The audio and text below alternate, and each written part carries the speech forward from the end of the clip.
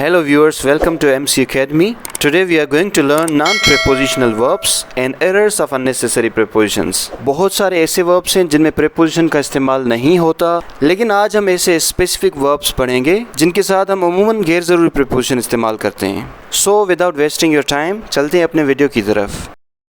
When used in active voice, the following verbs do not take any preposition after them. याद रहे कि हम ऐसे verbs पढ़ रहे हैं जिनके साथ हम active voice में preposition का इस्तेमाल नहीं करेंगे. कुछ verbs examples के साथ आपकी स्क्रीन के सामने हैं. इनके बाद कुछ और verbs शो हो जाएंगे. तो दोस्तों सबसे पहले मैं आपको ये words बता दूं. Approach, resemble, consider, attack, obey, enter, discuss, sign, comprise. Active voice में इस्तेमाल होते हुए ये वर्ब्स कभी भी कोई प्रीपोजिशन नहीं लेंगे. For example, approach, the train is now approaching the station. यहाँ पर अप्रोचिंग एट या अप्रोचिंग टू का इस्तेमाल कभी भी नहीं हो सकता. नेक्स्ट वर्ब रिजेंबल, जिसका मतलब होता है मुशाबिहत, किसी पर जाना या जैसा होना.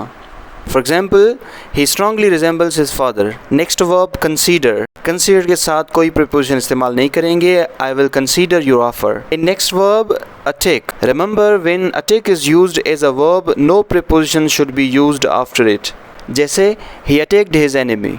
Next verb obey, he always obeys his parents, no preposition should be used after obey. Then enter, enter के साथ उमूमन हम into का preposition इस्तेमाल करते हैं, लेकिन इस सेंस में वो बिल्कुल गलत है. For example, you are not allowed to enter the house. याद रहे कि फिजिकली हम किसी जगह पर दाखिल होंगे तो enter के साथ कोई preposition इस्तेमाल नहीं होगा, लेकिन अगर किसी प्लान, एग्रीमेंट या कन्वर्सेशन में मुदाखलत करेंगे तो हम इंटर के साथ इंटू प्रीपोजिशन इस्तेमाल करेंगे. For example, he recently entered into our agreement. Next verb is discuss. यहाँ पर भी उमूमन हम डिस्कस अबाउट का इस्तेमाल करते हैं, जो कि दुरुस्त नहीं. हम कहेंगे let's discuss the problem, let's discuss about the problem नहीं कहेंगे.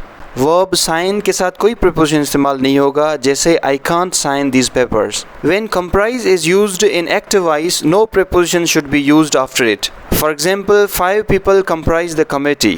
लेकिन इसी को अगर हम पैसिव वॉइस में करेंगे तो कंप्राइज के साथ ऑफ प्रीपोजिशन इस्तेमाल होगा, जैसे the committee is comprised of 5 people. I hope you have got me. Let's move to other examples. Reach does not take any preposition. For example, he reached the hospital.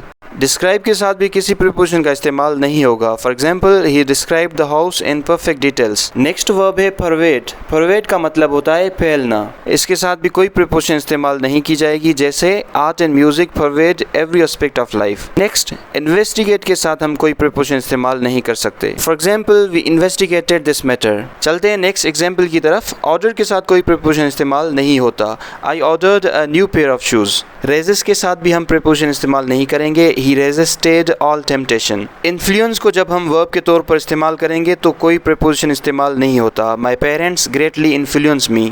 Accompany को active voice में इस्तेमाल करते हुए कोई preposition इस्तेमाल नहीं करेंगे. For example, I shall accompany him to the store. Precede का मतलब होता है किसी ऑर्डर में पहले होना, जिसके साथ भी प्रीपोजिशन इस्तेमाल नहीं करेंगे. I preceded guest through the gate. Lake को जब हम वर्ब के तौर पे इस्तेमाल करेंगे तो कोई प्रीपोजिशन साथ इस्तेमाल नहीं कर सकते. For instance, the investigation has been dropped because the police lack evidence. लेकिन अगर हम लेक को नाउन के तौर पर इस्तेमाल करेंगे तो लेक के साथ ऑफ इस्तेमाल होगा. उम्मीद है कि ये वर्ड्स आपके लिए मुफीद साबित होंगे. चलते हैं कुछ और ट्रिकी केसेस की तरफ.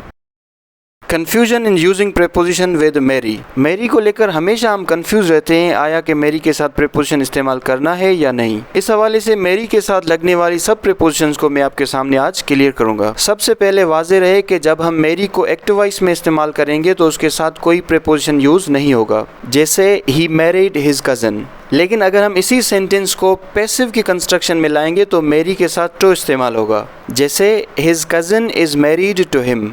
दोस्तों, मेरी एक ऐसा वर्ब है जिसमें बॉय और गर्ल दोनों की साइड से कंसेंट हो सकता है. तो अगर पैसिव में हम कहें he is married to his cousin या his cousin is married to him, दोनों ही इस्तेमाल हो सकते हैं. मेरी के साथ सिचुएशंस में कुछ और प्रीपोजिशन इस्तेमाल हो सकती हैं, जैसे he married for love not money, मतलब उसने मोहब्बत के लिए शादी की, ना कि पैसों के लिए. एक और प्रीपोजिशन का इस्तेमाल कर सकते हैं. For example, he married of his daughter to a businessman, जिसका मतलब है उसने अपनी बेटी की शादी करवाई, मतलब अपनी बेटी दी एक बिजनेसमैन को.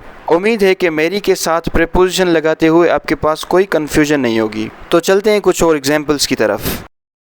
Prepositions are not used before a number of common time phrases such as every Saturday, that evening, last night, next Sunday, this morning, etc. In time phrases के साथ हम किसी preposition का इस्तेमाल नहीं करेंगे. For example, see you next Friday, I have some work to do this evening, I'll see you next week, I met him last Sunday. लेकिन अगर हम last या next को हटा दें तो हम preposition का इस्तेमाल कर सकते हैं, जैसे I met him on Sunday या I see you on Friday. I hope today's lecture is useful for the viewers. If you have any question or any suggestion, you may use comment box. I thank you all.